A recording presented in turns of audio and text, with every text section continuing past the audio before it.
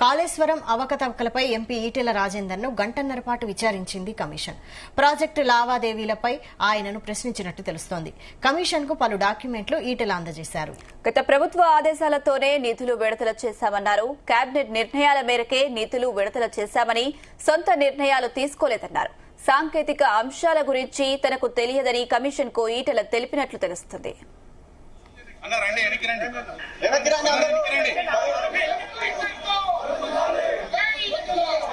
ఇదే అంశంపై మరిన్ని డీటెయిల్స్ మా ప్రతినిధి శ్రీచరణ్ లైవ్ లో అందిస్తారు. శ్రీచరణ్.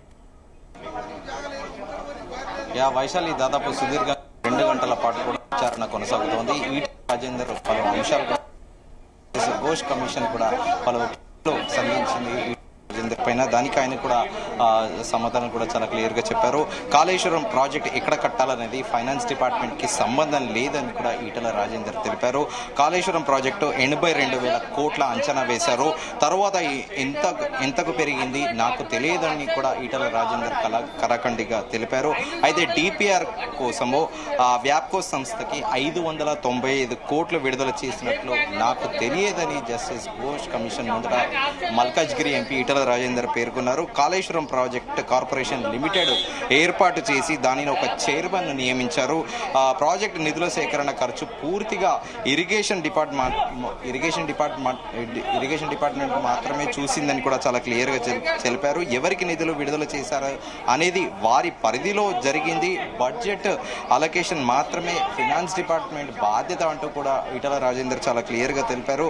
అయితే దాదాపు సుదీర్ఘంగా 2 గంటల పాటు కూడా ఇంకా జరుగుతోంది విచారణ అనేది ఆయన చాలా క్లియర్ గా కూడా తెలిపారు. అయితే పలు అంశాలు అంటే జస్టిస్ ఘోష్ కమిషన్ కూడా పలు ప్రశ్నలు కూడా లేవనెత్తింది. ఆర్థిక మంత్రిగా కాళేశ్వరం ప్రాజెక్టు నిధులు ఎలా విడుదల జరిగింది, ఇది ఒక స్పెక్యులేటివ్ గా అంటే యూజువల్ గతంలో తాలూకు 126 మంది అధికారులు ఇంక్లూడింగ్ ఐఏఎస్ ఇరిగేషన్ డిపార్ట్మెంట్ కి చెందిన అధికారులందరినీ కలిపి దాంట్లో అడిగిన ప్రశ్నలు తాలూకు నుంచి తీసుకున్నదే ఇది ఒక స్పెక్యులేటివ్ గా మనం చెప్పుకునేది. అయితే ప్రాజెక్టు నాణ్యత చెక్ చేయకముందే కాంట్రాక్టర్ డిపాజిట్ నిధులు ఎలా విడుదల చేశారంటూ కూడా జస్టిస్ ఘోష్ కమిషన్ ఈటెల రాజేందర్ని కూడా అడిగారు. కేబినెట్ తీసుకున్న నిర్ణయాలు ఏంటి, ఎవరు తీసుకున్నారు లాంటి ప్రశ్నలు కూడా వేసినట్లు కూడా మనకి ఒక స్పెక్యులేటివ్ గా ఒక వార్త అందుతోంది. ఇది అయితే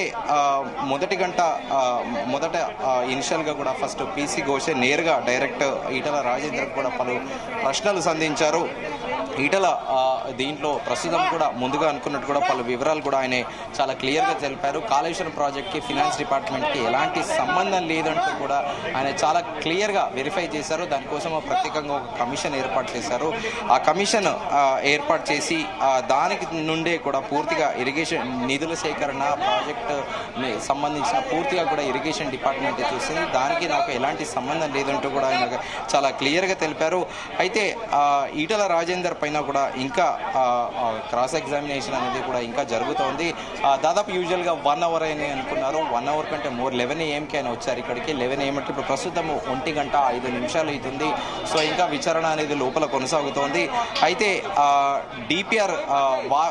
డిపిఆర్ కోసము వ్యాప్కో సంస్థకి 595 కోట్లు ఏవైతే విడుదల చేశారో వాటిపైన నాకు అసలు తెలియని కూడా తెలియదు, దానిపైన నాకు అవగాహన కూడా లేదంటూ ఈటెల రాజేందర్ కమిషన్ ముందు పేర్కొనడం కూడా ఒక గమనార్హము. అయితే దీంతో పాటు ప్రత్యేకంగా మనం ఈ కాళేశ్వరంతో పాటు మేడిగడ్డ కుంగుబాటు పిల్లర్లను కూడా మనం చూస్తున్నాము. దాదాపు 2024 మార్చి నుంచి కూడా ఎప్పుడైతే మేడిగడ్డ ప్రాజెక్ట్ అంతకంటే ముందు 2023 నుంచే ఇది స్టార్ట్ అయిందని కూడా చెప్పొచ్చు.